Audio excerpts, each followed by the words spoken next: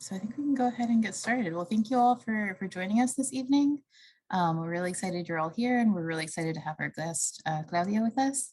So just as a couple of kind of like logistical reminders, if everybody can please just keep yourself muted throughout the lecture, and then we'll have plenty of time at the end for kind of Q&A, open floor discussion, and we'll be using our chat function to kind of keep stack of people who want to kind of get in line to ask questions. And yeah, thank you all again for joining us, and I'll turn it over to Professor Gabriel Rockhill to kind of give a formal welcome and introduction. Hi, welcome everybody. It's nice to see so many people on the call. If you can turn your videos on, it's always nice to see smiling faces if you're available. The protocol for tonight is that I'm going to give a brief introduction. So I'm a professor in the philosophy department, and I am working with Irene Rivera in Mission and Ministry to pull this whole event together. And then we're going to turn the floor over to Claudia after I introduce her for a presentation of about 30 or 40 minutes on the topic. And then we're going to have ample time for discussion. And so don't hesitate to raise your hands, and then we'll kind of work through stack in due course. So first and foremost, I should say that the way in which we were able to pull this event together was through a series of generous co-sponsorships. Mission and Ministry was the spearhead, but we also had funding and support from the Center for Political Theology, the Critical Theory Workshop, the Political Science Department, Cultural Studies, Philosophy Department, and a new student group on campus, the Global Social Justice Group. Claudia de la Cruz, who's going to speak to us this evening on liberation theology and anti-imperialism across the Americas, is a popular educator, community organizer, and theologian. She is co-executive director of the People's Forum, which is a movement incubator and popular education platform in New York City. They offer classes, workshops, lectures. They have a bookstore, a library, a cafe, event spaces. So check out their offerings online, and don't hesitate to stop by and visit the space in New York City if you have a chance. Claudia, over the last 20 years, has been committed to movement building and has actively participated in collective grassroots spaces, particularly in the communities of Washington Heights and the South Bronx. She was a pastor of her home church, which is a community church rooted in the traditions of Latin American liberation theology and grassroots organizing. In 2004, she co-founded the Urban Butterflies Youth Leadership Development Project, and her experiences with this informed her participation in the development of cultural and political education programming at the Rebel Diaz Arts Collective for almost 5 years. So we're thrilled to have Claudia with us here today to talk about liberation theology and the struggle against imperialism across the Americas. With no further ado, I'll turn it over to her. Thank you, Claudia. Thank you, Gabriel. Hello, everyone. It's good to see you. It's always hard to do these things virtually, but we all know the moment in which we are in. So I'm grateful to be in connection with you all, even if it is virtually. I want to thank Gabriel Rockhill and Campus Minister Irene Rivera for inviting me to be in conversation with you all about a topic that is very dear to my heart for many reasons. Liberation theology, imperialism, and the work towards advancing the struggles of the poor and dispossessed is something that I've dedicated my life to. And so, you know, when you say over 20 years, I'm like, oh, Jesus, it has been over 20 years of work in relationship to this. And I would like to start, if you all wouldn't shame me for a little bit, in sharing some of my own journey. I came to the Christian tradition by way of my mother, who was raised Catholic during the US-backed Trujillo dictatorship in the Dominican Republic. Her mother, my maternal grandmother, practiced what I later came to understand as popular religiosity, which is a syncretism of Catholicism and voodoo. Some people argue whether it's like Haitian or Dominican, we're one people that have been divided geographically by colonizers. So we have a lot of things in common in terms of like our ancestral faith and religiosity. And so I'm not going to get into that, but my grandmother practiced that popular religiosity. And so both of them, my mother and my grandmother, explained their participation in community and what they understood building community to be in the context of fighting a US-backed dictatorship, right? And being in solidarity with rebels who fought against this dictatorship as an action that was rooted in their responsibility through their faith. And so for me, faith has always been in connection to a social political responsibility. And I'm unable to understand faith in another way. In my own research, in seeking my own understanding of faith, where does it live? How is it practiced? And how does it manifest in the world? The foundational understanding was always that, the sense that I was taught at home, which was that faith was connected to a practice that served the collective good. And that basic value has been kind of what has been an orientation to a lot of the work that I do. Obviously, there's a moment where I go into seminary, and a lot of things have happened in the process, right? A lot of questioning, a lot of seeking answers, my own participation in social movements, and the study of history, then pastoring a church which had the name of one of the leading figures of liberation theology, who was murdered in 1980, which was the same year that I was born, Monsignor Romero. And so all these things, pastoring a church that was filled with immigrant leftist organizers, so people that were coming from guerrilla warfare in El Salvador, people coming as exiles from Colombia, people who fought against dictatorships in Guatemala, and who identify themselves as atheists, which is interesting. Those were the members of my church. And I then learned to live with the understanding that is not necessarily about whether we believe or not, as much as the practice that we are engaged in. What are we doing to advance the living conditions of our people? And that gave me another tenet or another principle by which I've lived over the last 20 years with. And I wanted to start there because I come to you in that humble way from those experiences in organizing, a long time commitment to contribute to an internationalist struggle that goes beyond improving working class conditions, but that is committed to dismantling oppressive systems and creating systems and structures that place the poor and dispossessed at the front and center. And so I wanted to share that, not as a origin story or a personal story, but more so a story that grounds my understanding of what liberation theology is and the communities that I'm in connection with. And so in my estimation, when we speak about liberation theology, we need to acknowledge several elements. And I'm going to mention these elements. I know, again, it's hard because we are online, and it would be great for folks to be more interactive. So bear with me. And I hope, we could get to a place where we could engage more in conversation. The first element is the existence of a theology of oppression. Like, we need to understand that liberation theology responds to a theology that has served to enslave, to exploit, and oppress since its inception. Oh, can I stop for a moment? Yeah, actually, Claudia, your image is frozen. We're wondering if you could maybe turn your video off and back on and see if that unfreezes you. Oh, I'm sorry. Okay, so I'm gonna do this.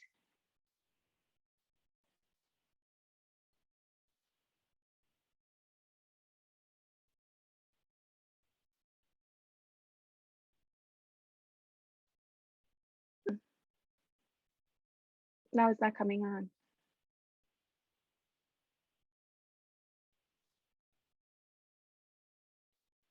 See, they're living in virtual life for you.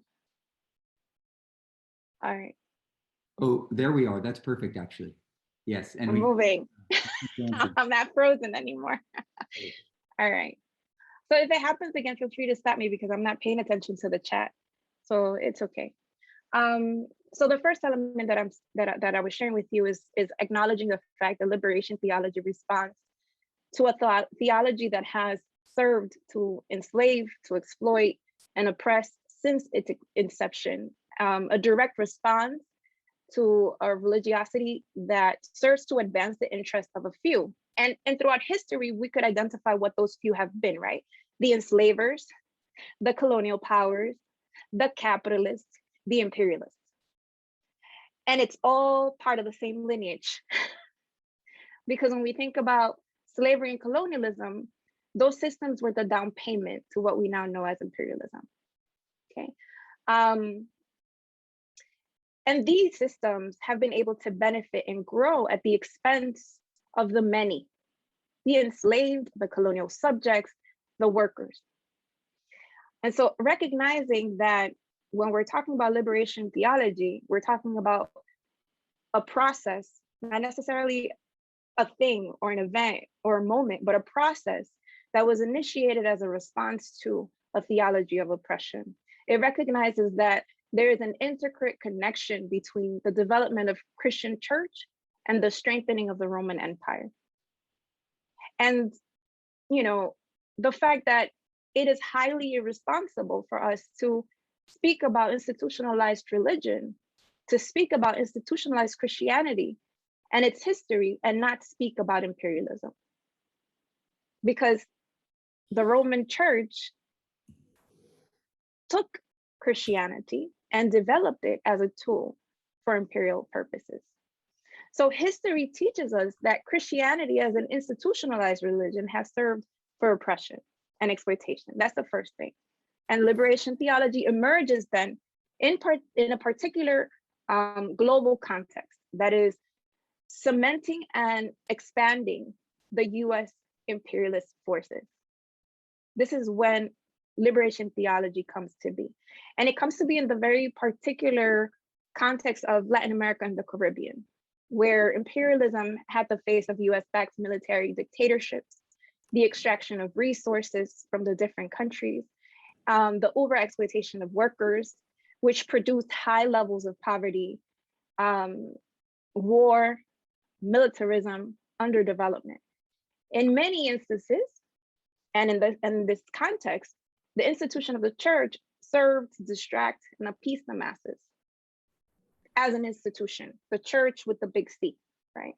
And then there were local churches with the small c that could not turn the other way to the conditions of poverty, militarism, invasion, war in those territories.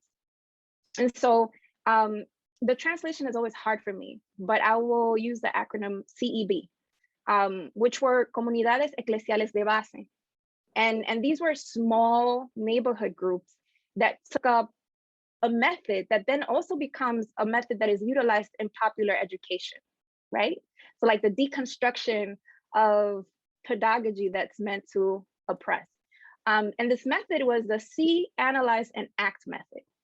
So you see something, you engage in study, and then you engage in the practice to transform that. You act.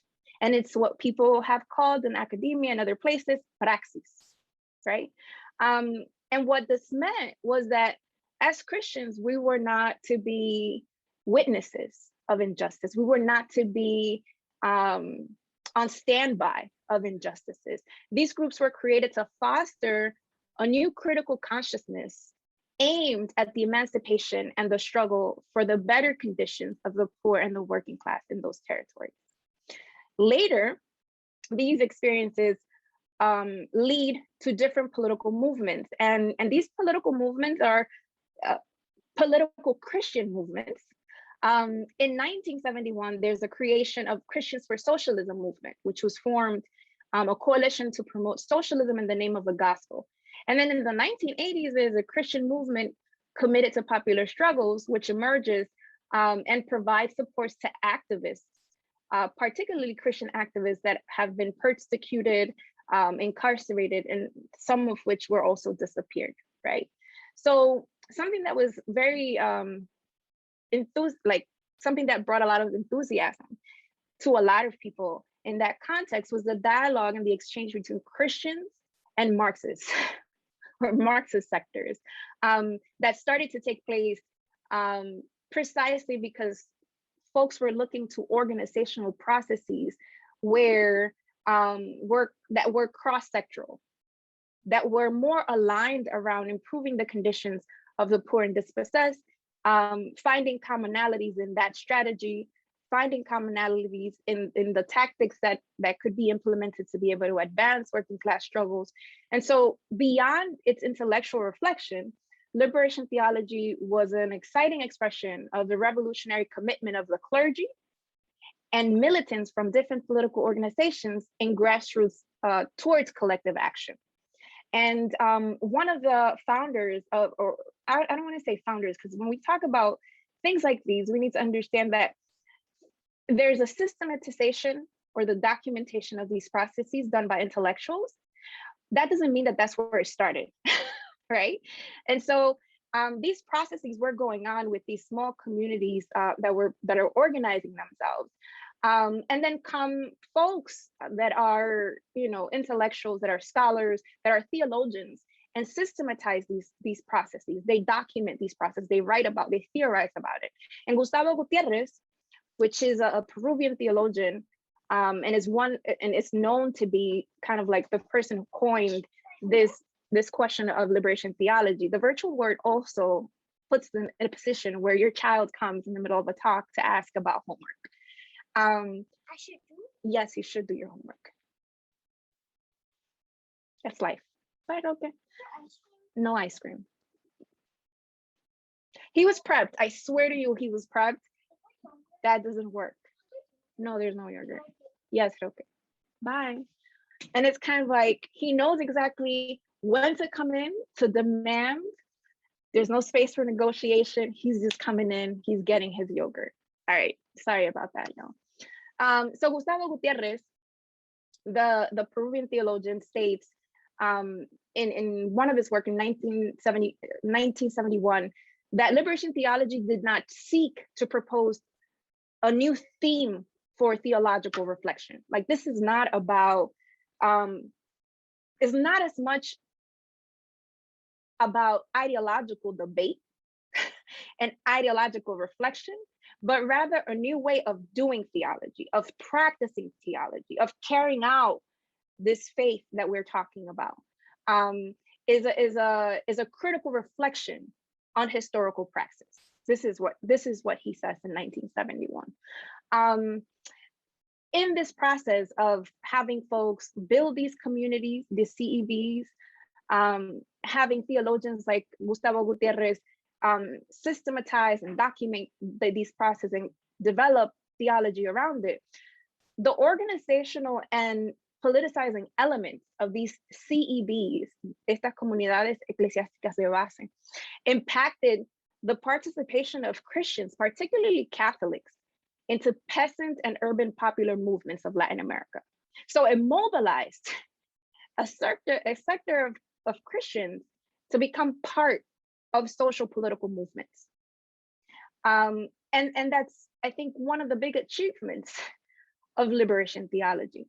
It allowed to mobilize a population that is docile in a lot of ways, that has been instructed to think about heaven in the other plane, and fixing problems in the other plane and not in the material reality in which we live. Take that population to be part of social movements in Latin America.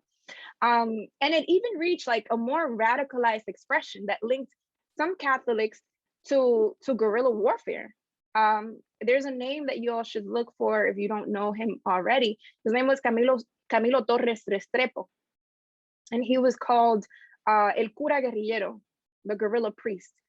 He left his post as a priest because he understood that the moment, I mean, we could debate whether he was right or not or wrong, but he left because he understood that the moment, the conjuncture called for him to offer his life to the guerrilla to be able to fight for the national liberation of Colombia at that particular moment. And again, grounded in his faith, but also grounded in his commitment to advance the living conditions of the poor and dispossessed. And that didn't only happen in Colombia, it happened in different countries in Central America. There are folks that we know about and there are folks that we don't know about, right? But the revolutionary political character of liberation theology was its focus on poverty. And not only like, how do we understand it, or how do we relate this message, or how do we, brand ourselves? No. It was focused on poverty and how to transform it. What do we need to do to change the living conditions of the poor and dispossessed? And of course, it's a living process. Like I mentioned, it's not an event. Therefore, liberation theology has experienced similar moments to that of any social movement in history.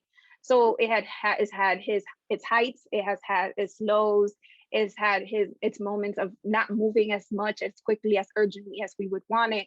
It has had shortcomings, it has limitations, but it continues to evolve throughout history in its different contexts. Because also, to think about liberation theology, we could also go beyond Christianity. You know, there's engaged Buddhism. There are other parts of the world, like the continent of Africa, where there have taken liberation theology to mean liberatory practices of faith, not only Christianity. And so these are things that we should also pay attention to, that for the purpose of this talk, we're talking about Christianity, but their liberation theology speaks to many different contexts and many different faiths. The second element, that was kind of long for the first element. The second element is that liberation theology acknowledges that our people, the majority of the poor, the dispossessed, the workers, are people of faith. Whether we want it or not, whether we believe it or not, whether we don't see it as part of a strategy, whatever it is, the reality is that the majority of the masses of the world, the poor, the working class, have some sort of faith in something. Why is this the case? And again, I'm not going to go into like debating and arguing about, you know, why we should believe this or the third, but I can offer you some of the reasons why I think this is the case. And so the first one is that, yes, due to historical processes of colonialism, of the imposition of colonial and imperialist rule, religiosity has been brutally ingrained in us. It has been a brutal process. We need to also acknowledge that. And the understanding of faith has been intrinsically linked to religion, specifically to Christianity. So you're faithful if you're a Christian, right? When in reality, and it's my humble opinion, the participation in organized religion does not automatically make us people of faith. It doesn't automatically make us spiritual people. We're participating in organized religion. What we do with that faith, what we do with that relationship between you and whoever you think your higher power is, that's what makes us a spiritual person. That's what makes us a person of faith. And that's my estimation based on the understanding of liberation theology.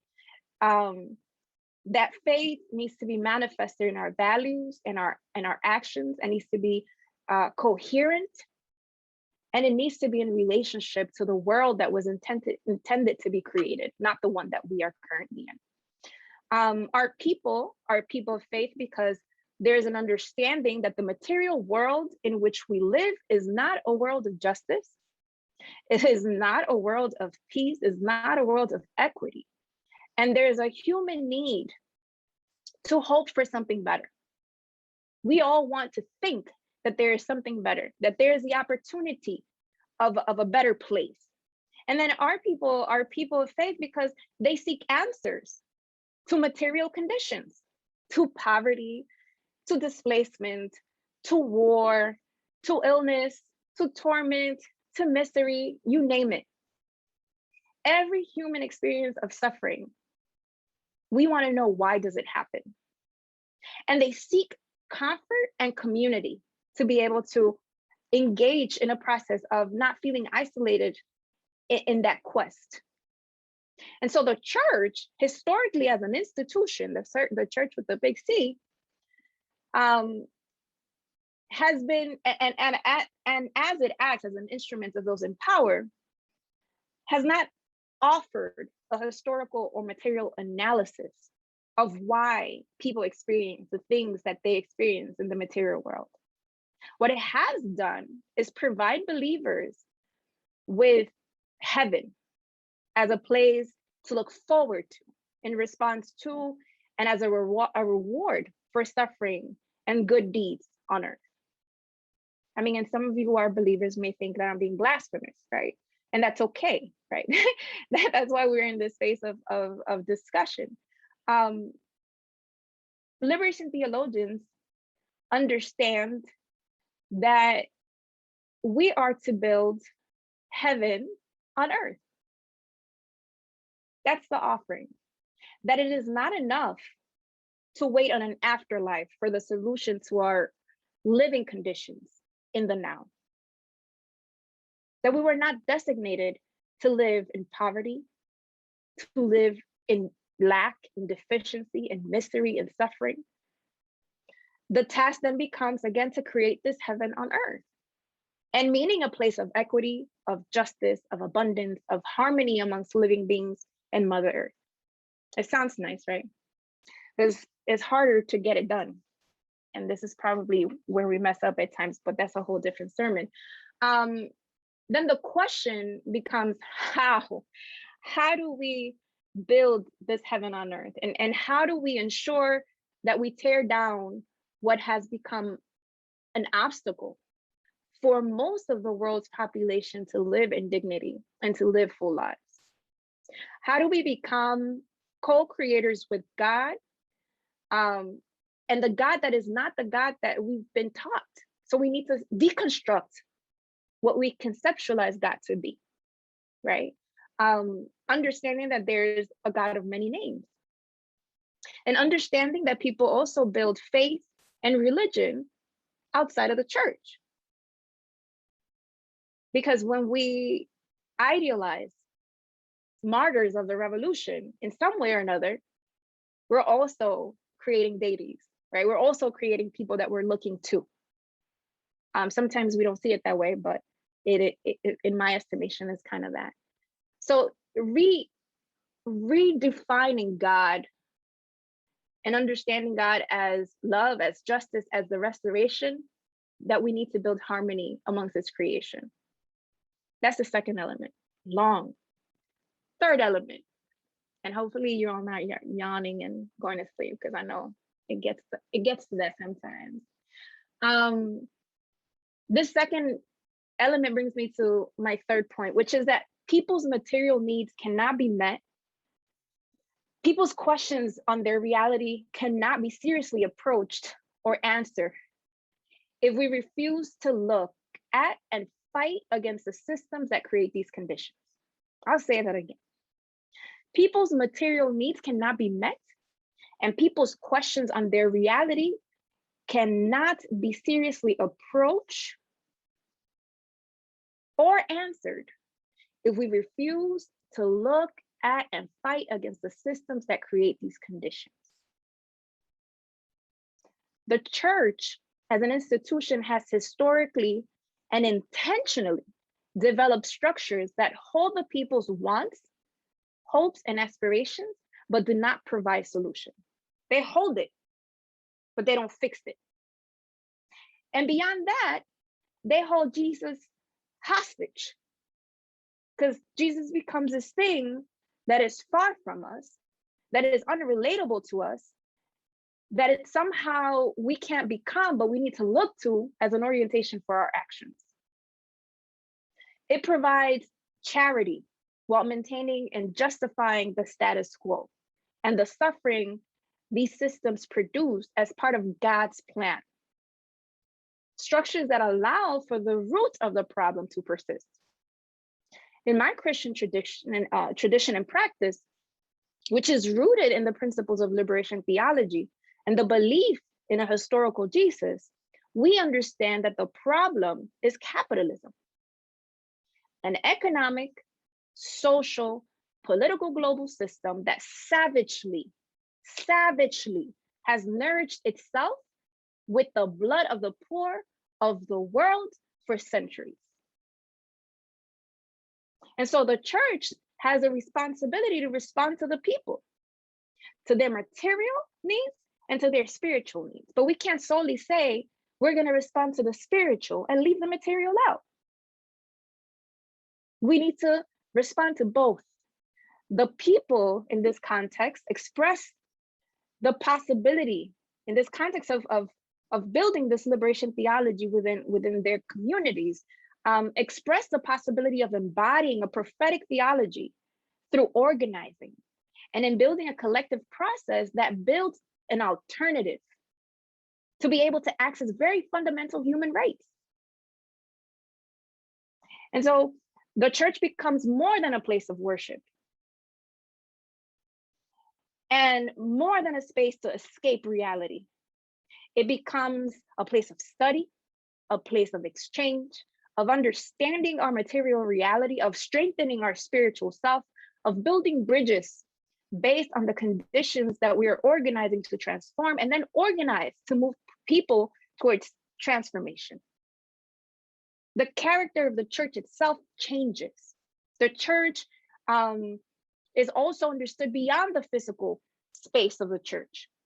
It becomes anywhere where the community is coming together to be able to advance transformation, to advance the struggles of the working class, in creating new realities of the poor and dispossessed. And so we understand the church to be in the fight with the people in the streets, walking, marching, accompanying the people in the struggle is part of our faith practice. So this is important and leads me to another point, which is, folks may ask, like, all right, so then how do you understand, which was a question that I had when I was younger, how do you understand the Holy Trinity? Like, how do you understand, the Spirit and God and Jesus? Let's focus on the historical Jesus for a second, for the purpose of this lecture. At any other point, we could talk about the other two. But at this point, let's talk about the historical Jesus. Because the historical Jesus becomes the key to liberation theology. The historical Jesus, a Palestinian Jew who led a movement that questioned the role of and organized against the political and spiritual authorities and the development of the Roman Empire. How do we know he did this? Because the crucifixion was saved for people like him. That's part of history. The crucifixion was fixed for the enemies of the state. Jesus was tortured and assassinated as an enemy of the Roman Empire. So as Christians who follow this historical Jesus, our approach to scripture, to communities, to the world is one that's anti-imperialist because it stood against the empire that was being developed, and is anti-capitalist because although capitalism did not exist at that moment as a system, the tenets of capitalism did. Exploitation, the creation of poverty, the creation of those who ruled and those who were rulers, that all existed. And so even though it might not have been called capitalism, in practice, it was the essence of capitalism. So for us, in our approach to the scripture and to our faith, we're anti-imperialist and anti-capitalist because we follow a historical Jesus that stood against those things. Are folks good in following me? Thumbs up. This is very, all right. So I found it would be important to share that very brief conceptualization. I mean, it seems brief when you think about it, but it's not really that brief conceptualization of liberation theology, so that I can now share from that framework and that understanding the connection between liberation theology and anti-imperialism as I understand it. Not only in Latin America and the Caribbean, but I want to focus more in the United States. What does it mean to think and work towards liberation while living in an imperialist country? That's kind of like the question that I had in the back of my head. What becomes our responsibility as people of faith? And not even as people of faith, but as people of consciousness, as people of critical consciousness that includes people of faith. And that includes all sorts of other people from all walks of life. The elite of the United States, their banks, their multinationals, their two-party system, have extracted, have exploited, have oppressed humanity and nature at a rate and proportion that has not been seen before in history. The United States is the current empire. Talked about Rome, the Roman Empire. But the United States is currently, right now, at this moment, the empire of our time. And this is a fact.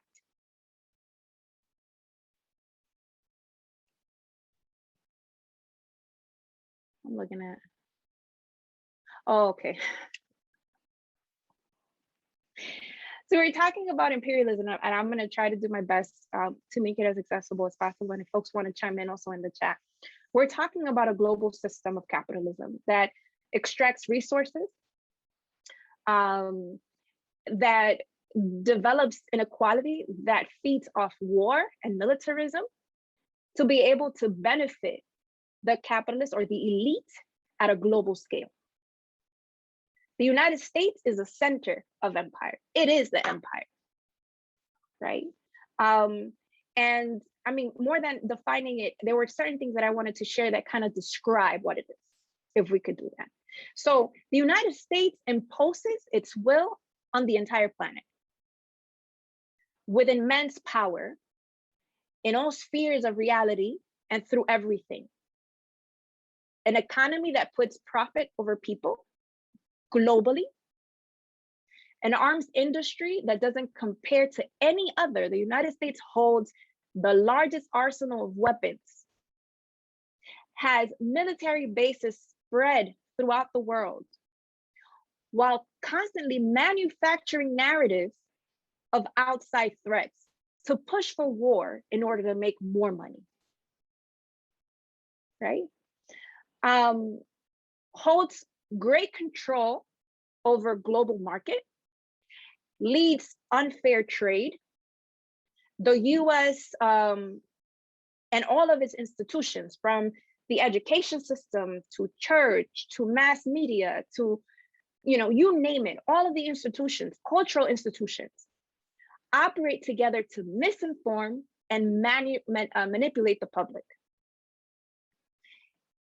One quick example is, if you go into history and you look at the wars that the United States has waged, there's a moment of ideological warfare that is imposed on the public. What do I mean by ideological warfare? They need to convince the public living within the empire, within the United States, that this war is necessary for the safety of democracy in this country. So you could look at articles, you could look at video clips, and they will justify in all those spaces how it's necessary and why we should move forward with war. So there's a process of manufacturing consent. Noam Chomsky wrote about this. Manufacturing consent in order for the empire, the United States, to move forward with its plan against people in the global south, poor people. Okay. So, hybrid wars, when we talk about hybrid wars, is a combination of tactics. We're talking about diplomatic war in the UN.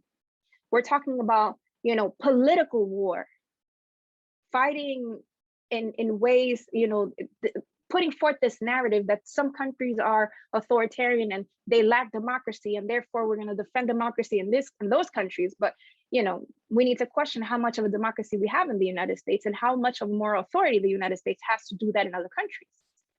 But we don't, right?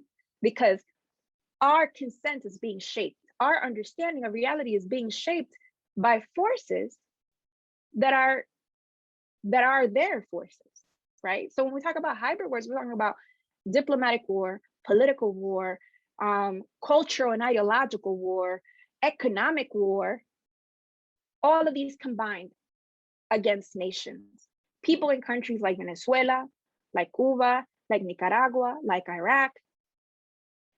And it's unceremonious barbarism. It's barbarism. It's disrespect and defiance of international law. It's a violation of human rights. It's a destruction of nature. When we talk about militarism, and when we talk, we miss it sometimes in this country. We talk about environmental crisis. Oh, we love the environment. We don't want Mother Nature to suffer. But we need to make the connection of the environmental crisis in which we're living to militarism and war.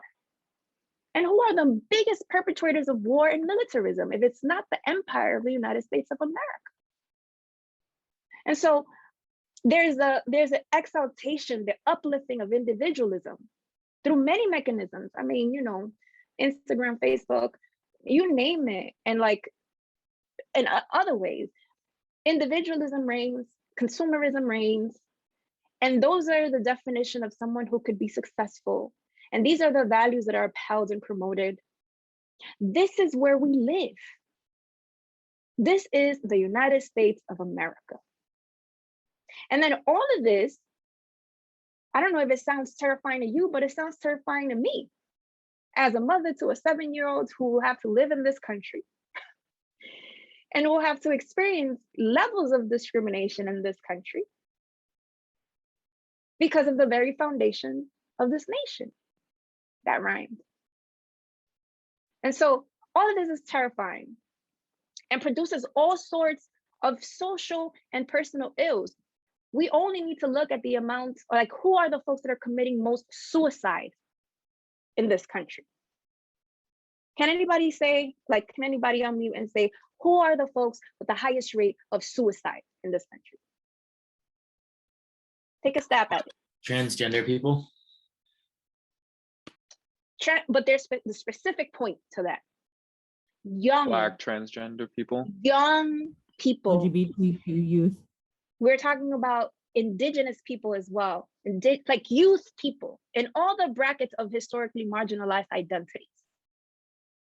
Young people, young queer people, young indigenous people, young Black and brown people, young people have the highest rates. Okay. And that says a lot. That says a lot about where you live, that you have no hope for the future. That there's nothing that you could do to resolve the levels of things that take place in this country. Now, it's terrifying to me, and it's terrifying probably to most people on this call. I'm not going to speak for everyone, but the US, the empire, in all its glory, proclaims that this is good. And that this is something that we should defend and protect. That we need to put all our cards behind a state that has left us to die. And so one of its main lines of defense, which we often don't talk about in progressive and leftist movements, as someone who lives in those spaces, is this question of, one of its main lines of defense is precisely institutionalized religion. We do not stop and think or speak about theocracy often enough. How organized religion operates at the service of the ruling class and its state. Remember who remembers Donald Trump? I want to see faces. I kind of barf from my mouth every time I say his name. That guy. Well, Christian nationalism, which is a sector of the population that backs him up, continues to thrive in this country. And it's organized. And it's betting all cards in reinstalling Trump and all he represents back to the presidency in 2024.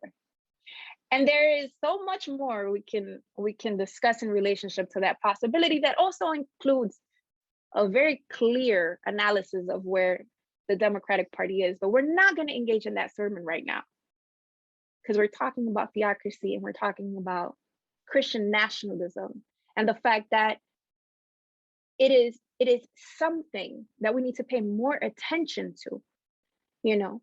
What happens also to the population of folks or the sectors of the population that are part of progressive Christian communities? What happens to them is that due to the lack of organizing, lack of a clarity, like a political clarity, a like a critical class consciousness. In and out of these spaces, these communities are funneled to the least of two evils. Still evil and still working to advance the agenda that is irreconcilable, because the agenda of the elite is irreconcilable to the agenda of the poorest people in the world. And so the vast majority of the population is put in a position where they need to decide whether they go with the major evil or the lesser evil. Evil nonetheless. Where is the progressive church in this?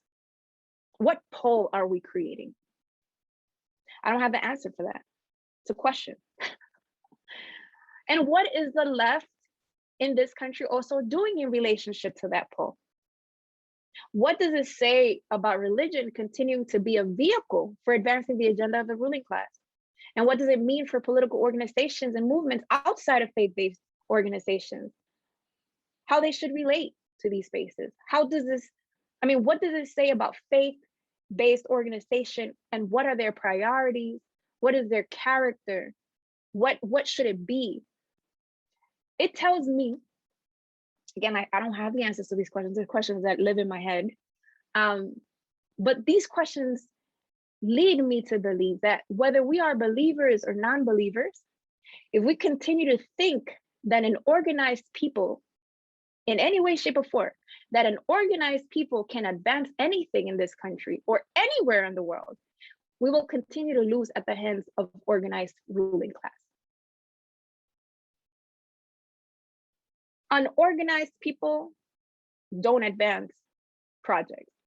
Social, economic, political, ideological projects are not moved if people don't organize. We will only have what we organize to take.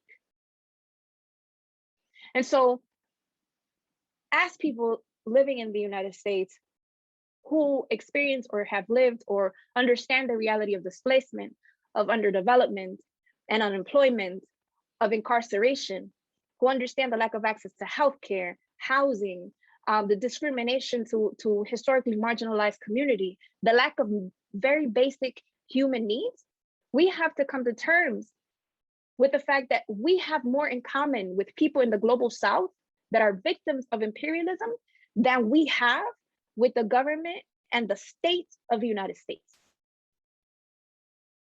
We have more in common with that working class than we do with the folks that are ruling this country. And that's a huge realization, because then it pushes us to understand that we cannot be bribed by them and that we should not be accomplices to their murderers or acts. Imperialism impacts poor, working class, and historically marginalized communities all over the world, while maintaining the people in the United States misinformed, distracted, and in like high levels of poverty. Like, we might not see it like that. We might not have it in our face every day, but high levels of poverty and a permanent state of crisis. When people talk about we're living economic crisis, I don't know what people talking about. Like, I was born into a family that has been in continuous economic crisis. And I bet that many of you know people who have been living in that condition. And so, you know, it's important for us to understand, specifically in this moment where COVID, we're going into the 3 years of the pandemic. And the United States has taken the task of intensifying sanctions, intensifying unilateral coercive measures against countries. And what do we do in the face of that? I want to close by saying, and I know like I'm probably over time, even though I said I wasn't going to speak so long, but that's what a preacher does, right?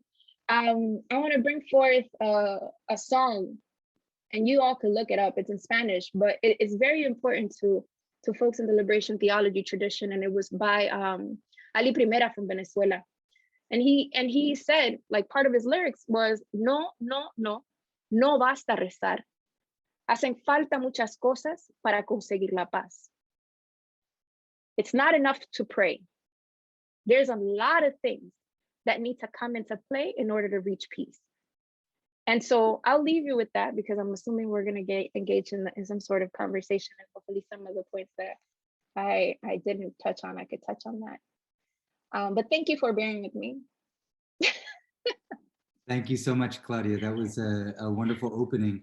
I'm going to turn the floor over to Irene Rivera, who's serving as a respondent in order to get the questions generated for the beginning of the discussion. But if people want to begin using the raise hand function, I can take stack for the questions that we'll turn to once Irene and Claudia finish their exchange. So Irene, the floor is yours. Thank you, Gabriel, and thank you so much, Claudia. I'm still gathering my thoughts, trying to figure out where to begin. I wonder if maybe you could actually maybe like back up a little bit and give just like an extremely like basic overview of, again, of what maybe like one historical example, like extremely briefly. I know that's hard to do, of what US imperialism has looked like in Latin America, because I think that like that's a history that I don't think I learned about until I sort of learned it on my own. Like I don't think that's something that's sort of like readily available to people or sort of readily taught either in high school or college, frankly. And so maybe if you could, if that makes sense as a place to start, so I feel like maybe that might like help contextualize a little bit of your lecture for people. If you could do that. Yeah, I think I can. Hopefully I can do it in the briefest way, in terms of like, I think that imperialism is Marx. I mean, Marx was Leninist. We'll call it the highest stage of capitalism, right? And it's also the transition of a mode of operating from capitalist forces to another. It's a transition in the way in which control is gained and sustained. And so if we look at Latin American history, there were processes by which the United States put boots on the ground and engaged in processes of devastation that were very closely similar to colonial processes. If we think about 1954, and this always comes to mind for me, Guatemala,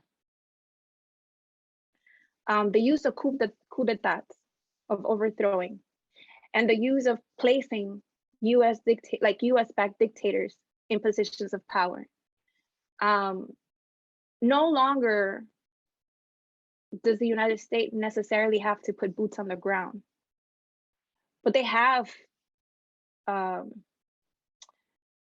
I'm trying to think of the word in English. I don't want to. They have puppets, for lack of a better word, in the aristocracy, or the oligarchies of these nations, that then do their bidding for them. So there's a transition. And it becomes part, again, of the globalization of a system of capitalism, which then becomes,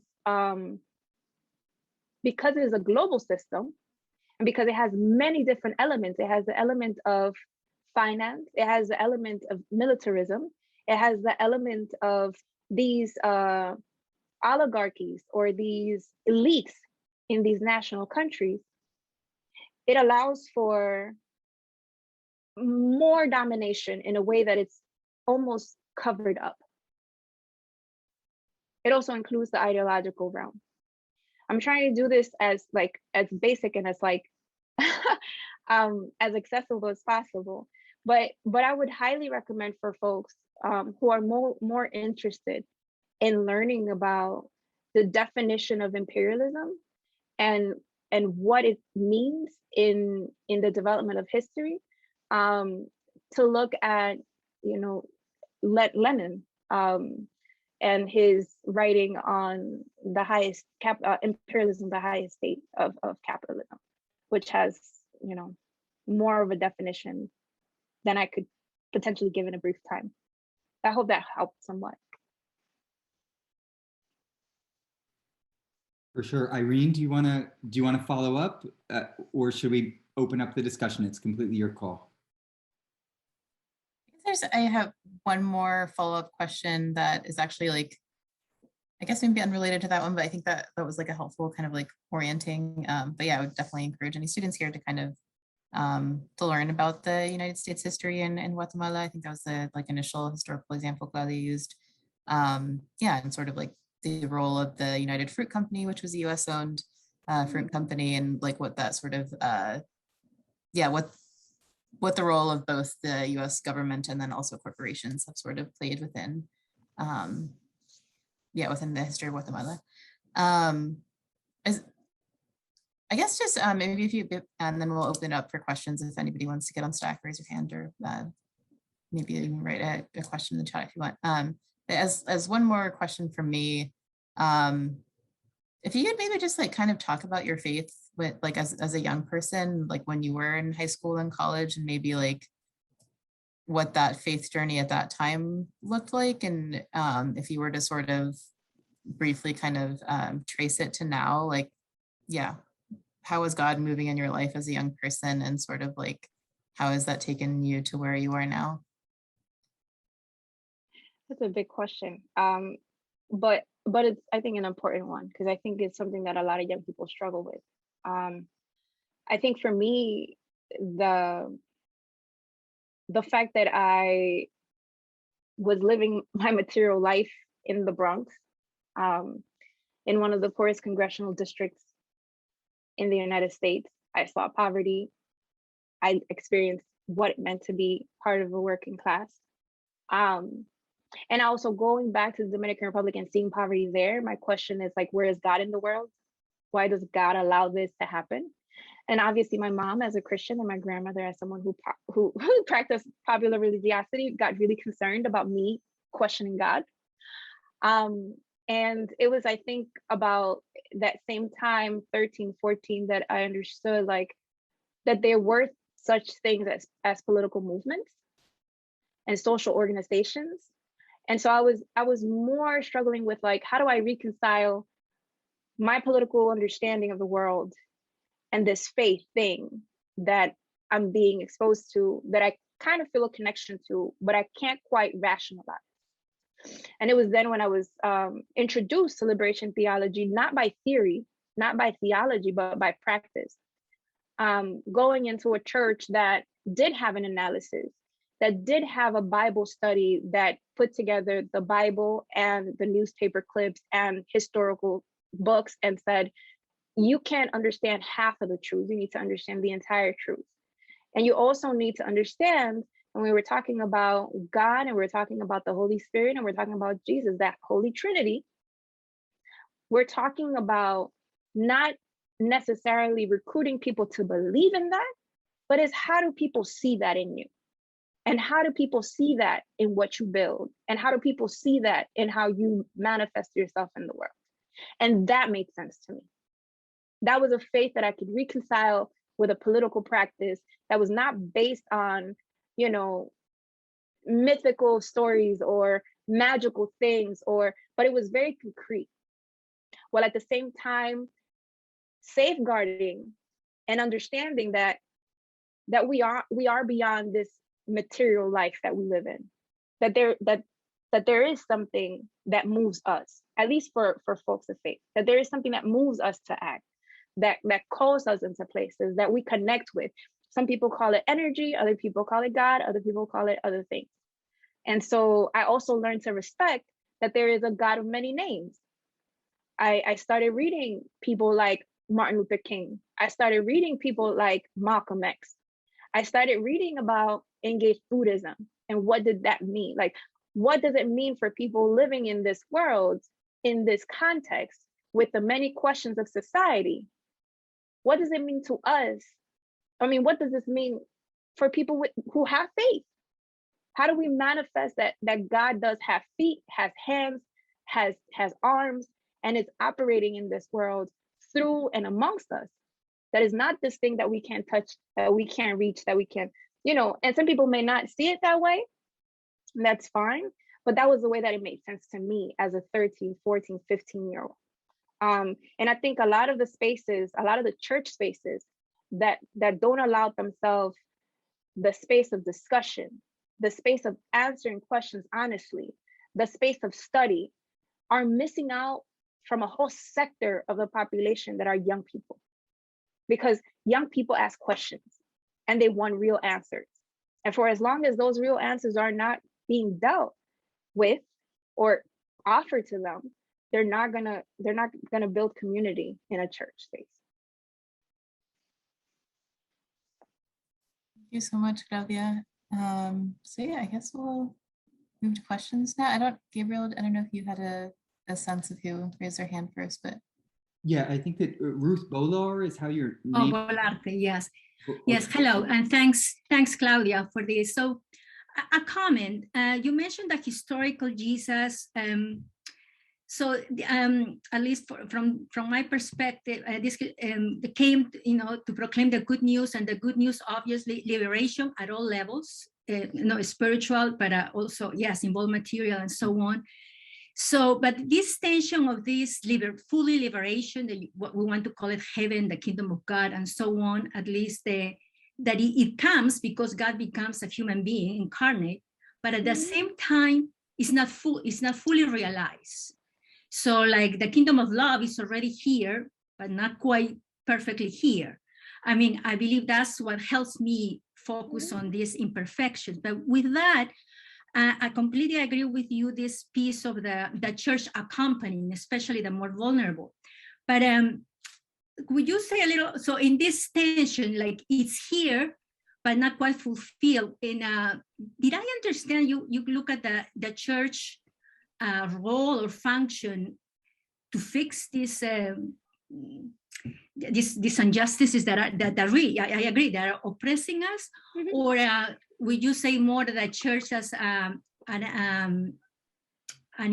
institution or a company advocate, a role of being an advocate, education, and so on. So in some way, the separation of, I don't want to separation, we pray and we act within our social context. But how do you see this role of the church in this process of liberation, transformation, knowing, at least for me, that tension that this kingdom of love, perfect, there is a tension that is here, but actually it won't be fulfilled until the end of times. Should I engage with the question, or? Yeah, okay, cool. Just in terms of process. Thank you so much, Ruth, for that question. I think it's a very important one. And it was one of the points that I left out because of time. And so it helps me bring back to that. I think that the church, and I'm not even gonna say as an institution, the church with a small c, the churches, right? Liberation theology, progressive churches are one of the vehicles.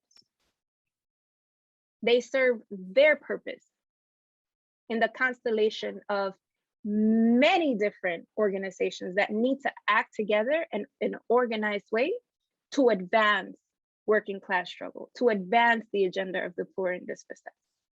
They are not there to take up the role of, let's say, a political party, because that's not their role.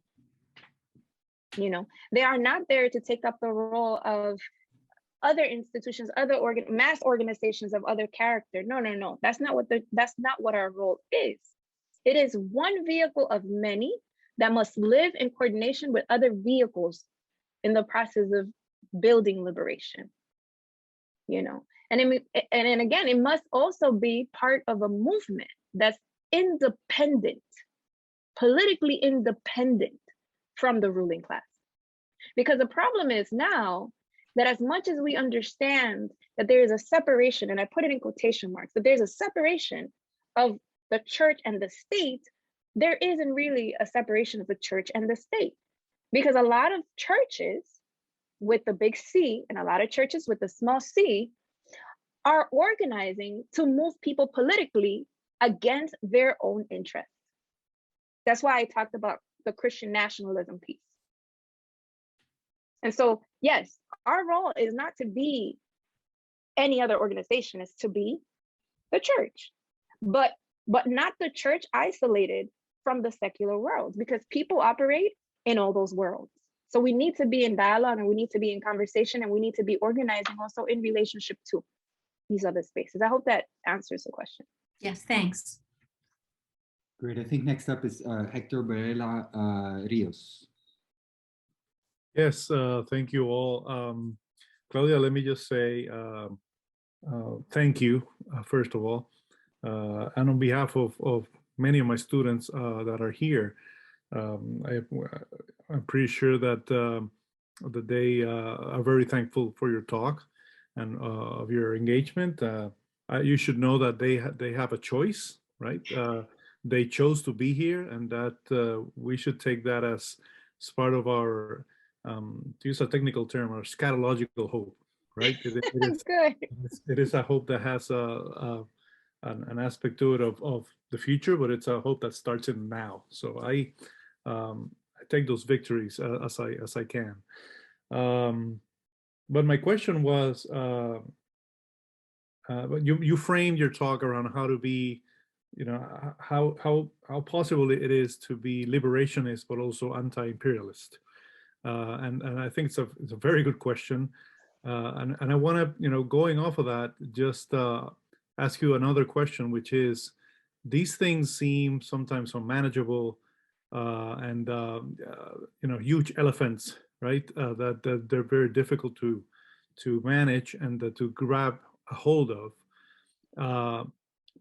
But you know, the presence of the young people here expresses a desire of getting involved or doing something or making a difference or being practical, right? In the technical term, practical. So what would you recommend those that are in the journey? What incremental steps can be taken? What would be a good starting point? If you already started, what would be a good point to develop? So just to give sort of practical advice for people on the way, how to make the hope real in the now. And thank you for that. Thank you so much, Victor, for that question, and also for letting me know that folks are here because they want to be here. I was an adjunct professor, and I kind of force students to be in different places at different moments in time. And I know how bad it is to be forced, and I know how bad it is to force people. So I appreciate you all being here willingly, which is very hopeful. In terms of like practical steps, I think one of the things that allowed me to stick and stay the course in faith, and a faith that is grounded in processes of transformation, was the understanding that any religion that I would walk into had to be one that did not ask me to compromise my intellect, that did not ask me to not think, to not question, to not be in dialogue with.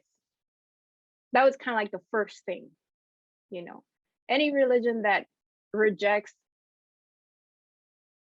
the edification of your knowledge and your intellect is not a space you want to be in. That's the first thing. I think that being able to empaparse, to embed yourself like in the experiences of the people is highly important. Getting to know where it hurts, how are people hurting, and why people are hurting is important. Because that is then what generates a fighting spirit out of love for those people. Like, it generates a spirit that you are going to fight and you are going to make sacrifices that then becomes part of your practice, that at first are maybe uncomfortable, but then they just become normal to you. And it's in that spirit of love for our people that we become committed to like the anti-imperialist struggle, to the anti-capitalist struggle, to the struggle against, you know, white supremacy, to the struggle against patriarchy. Like, it is that love. And it's also hatred towards the systems that create those conditions of misery, which then leads me to my other piece, you know, the piece of study is very important. The piece of going into the untold history. It was very important for me as a seminarian when I came in to have one of my professors take the Bible. It was like liberating. Hector, you can't imagine. This man took the Bible, and they were like, it's a group of people, and they were like Baptist, Pentecostal, evangelical, denomination, like all sorts of people. And this man took the Bible and he dropped it in the floor. And half of the room was like, oh my God, oh, what?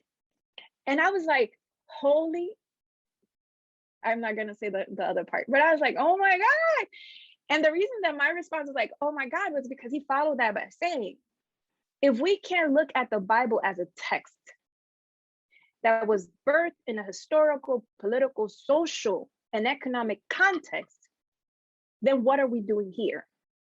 And that was like, because if we're theologians and we're coming to the study of religiosity and faith and the Bible, we need to be able to look at what complements this history. What complements this book? What was going on at the particular moments in history in which this book is developed, and who did it benefit? And why did they speak the way they did? And why did they choose some books and why not choose others? So study is important. Again, the edifying of our mind. And then being able to understand things so deeply that you could simply put it out for people understand you. Sometimes we just regurgitate and use quotes and that only tells us that we don't know things as deeply as we think we do. But the deep understanding of these things, to be able then to transmit that to other people, is important. And understanding that there are, antagonistic contradictions amongst people who believe this, that are non-antagonistic contradictions with people that believe about liberation in the way that they do, right? So like, you could be a socialist and I could be a Christian, and we both believe in the liberation of humanity, and we both believe that there's a need to save the planet. So we don't need to engage a debate about your socialism and my Christianity. The practicality of our work will lead us to work together. That's not that big it's not that big. We're both in the same side. Now, the antagonistic differences and contradictions is if I believe that anti-imperialism, that building internationalist struggle is the antidote to end global misery, and you are an imperialist, then we can't work together. Being able to understand those differences is huge, because not everybody will believe, and that's fine. But for as long as we believe that we're moving towards the same direction, then we're okay. Those are my thoughts on that. Great, thank you. Mackenzie, I think you're next on stack. Yeah, I just wanted to ask, so you were talking about creating a safe spot for exchange and the organization of the liberation movement. And I was wondering, I know you're the co-executive director for the People's Forum, and I was wondering if you could possibly talk about how like liberation organizers could where they could possibly organize, and how the conversation could be brought up in like certain religious spaces as well. Okay. So I'll speak from the experience of the People's Forum, and like just the experience of building different spaces, right? That I feel like defining is important in that context. Safe spaces, for whom is important. For us to be able to create a safe space is to say that we are politically aligned, ideologically aligned with people who are anti-capitalist, who are anti-imperialist, who are anti-white supremacy, who are anti-patriarchy. Those are the lines. This is our line. And it is a safe space for people who believe that this is what we need to build. A world that is divorced of those logics, that is divorced of those systems. And so it becomes a safe space for those people who don't have other spaces because they believe in that. And the reason that I'm defining that is because in the world in which we live, where, you know, people utilize the same word when they mean different things, it's important to define what we mean when we talk about safe spaces. For us at the People's Forum, again, we have that line. That doesn't mean that we're not a broad space. We've had people from all walks of life and all different tendencies, including progressive churches, who have come, utilized the space, organized. We have a very close relationship with folks from the Poor People's Campaign, which is it's a campaign that seeks to reclaim a lot of the work of the original Poor People's Campaign that was led by Reverend Martin Luther King at the latest stages of his life, when he was criticizing capitalism, militarism, and the immoral policies of the United States government. And that's why he was assassinated.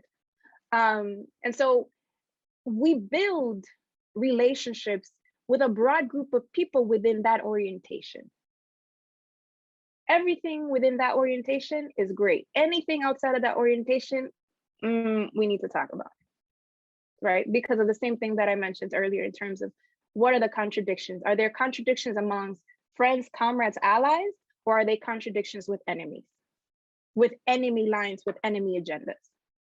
And so for us, as we see ourselves as part of the movement, is as a space that creates the possibilities for exchanges cross historical lines of division. What does that mean? Historical lines of division, race. Historical lines of division, gender. Historical lines of division,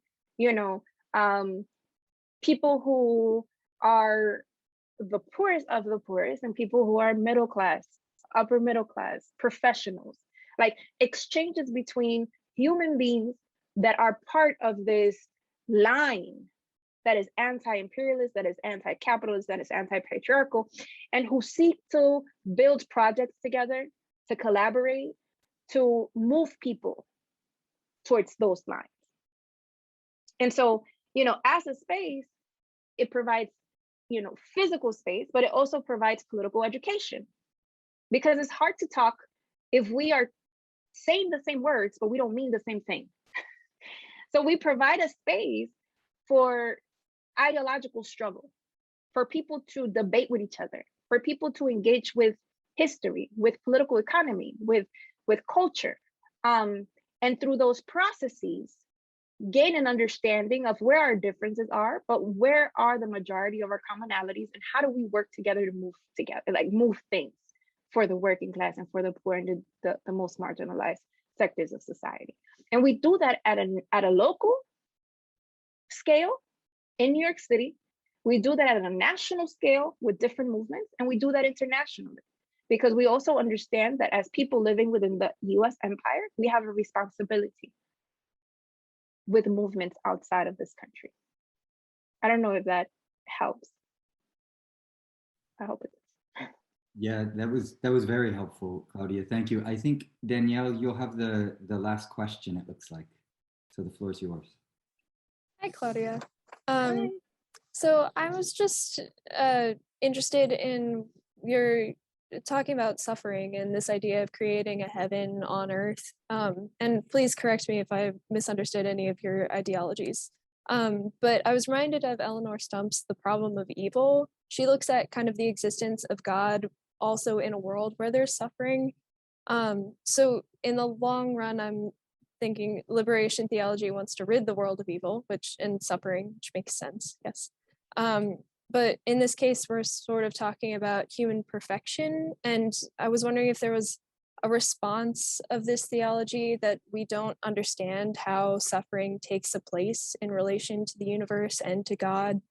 From what I remember, Stump's assertion is that it's the suffering we experience leads perhaps to greater goods that are perhaps unbeknownst to us.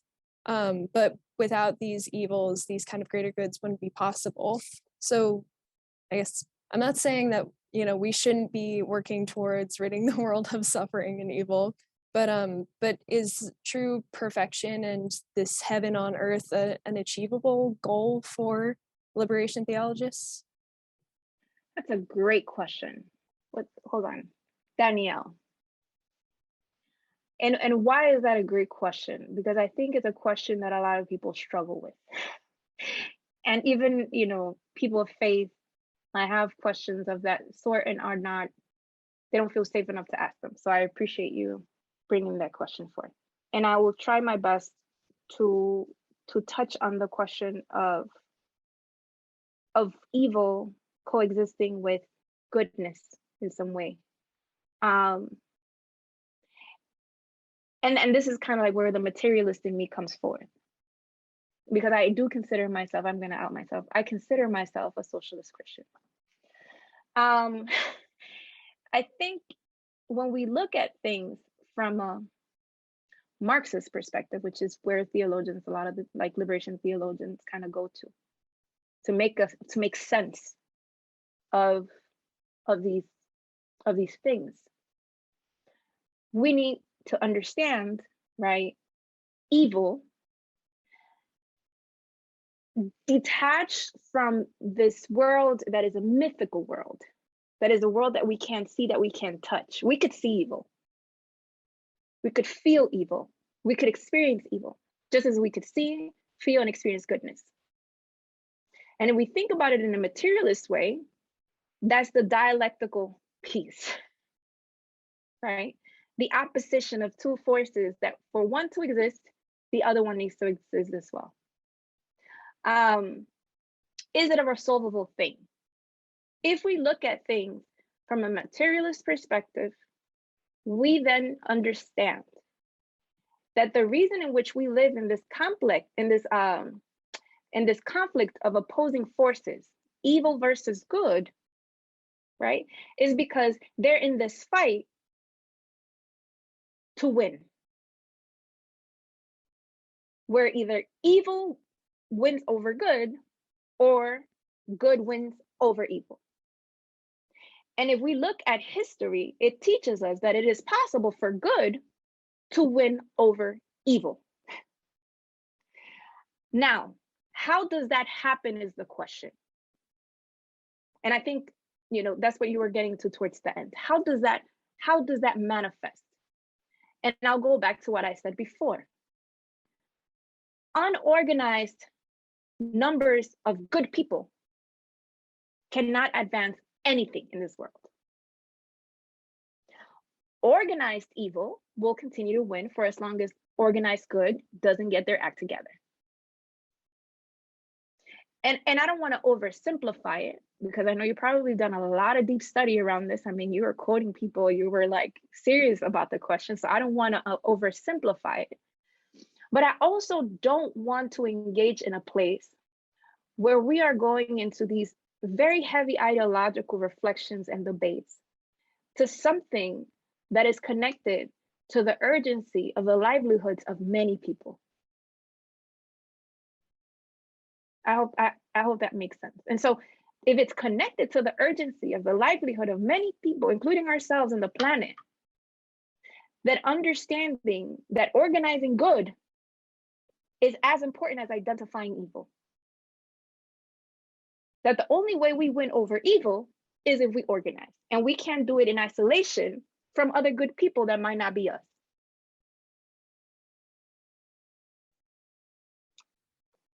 Excellent. Well, I think that's probably a very good place to wrap up. Unless, Irene, do you have any other follow-up comments or questions? No, I was actually just Googling, trying to find this book. I can try to find. Are you a Villanova student, Danielle? Okay, I can try to like email you later. There's a wonderful book about kind of like what liberation theology looked like on the ground in Nicaragua during their overthrowing of a like what was a right-wing dictatorship. And it's interesting because a lot of the people who were sort of in the like base Christian communities that Claudia mentioned probably by like Villanova theology standards are like fairly conservative. Like they like very much literally believe that there's like demons and like malicious spirits acting in the world, and like probably had a, you know, an understanding of a like physical resurrection of the body, and that, you know, hell exists, and that, you know, at the end of our lives God's going to judge us. And so we're probably like right by like Villanova or like general academic theology standards, fairly theologically conservative people. And I think very much had an understanding of like sin existing and being this thing that won't ultimately be conquered until the final resurrection. Anyway, but they were also like very much committed socialists at the same time. And so anyway, there's like lots of like, and there's like an interview. It's not just sort of this academic text, like a lot of it is like an interview with these Nicaraguan people who are involved in this. And so I thought, I don't know, I will try to find your email, and if I can find the book, I'll email it to you. But I think that, yeah, also that was a great question. I would also, this is not a Latin American example, but I don't know if you're familiar with Herbert McCabe, but he was a Dominican, not Dominican, like Catholic religious order. He was English and Irish, but he might be an interesting like follow-up to your question, Danielle, as well. He dealt a lot with like sort of yeah, questions of like of liberation, and was also a pretty like Orthodox Catholic, I think. So anyway, I think that was it. I just wanted to add that. Yeah, thank you all so much. Thank you again, Claudia. That was a really wonderful lecture. Thank you so much for your time, and yeah, for your preparation and everything and discussion with us. And thank you to everybody, to all the participants, and for, yeah, just for everyone's time this evening. So yeah, this will be recorded and posted hopefully somewhere on the Mission and Ministry website. But I know Gabriel, I don't know if you want to give a shout out to your own kind of like academic work, or where it might be living online afterwards. Thank you all for everything. I really appreciate the discussion and engaging with you all. And thank you for this was wonderful, Claudia. Sorry you can't hear the thunderous applause over, but I assure you it's in our hearts. And I know that Hector and Irene and myself, of course, we're all available over email if you have follow-up questions or concerns. And it was just wonderful to host you. Thank you for such an impassioned introduction, both to liberation theology and the struggle against imperialism within the US context. So thank you all for joining us. Have a wonderful evening. Take care, be strong, get involved, get organized. And thanks again, Claudia. It's great to see you. Thank you all. Have a good night.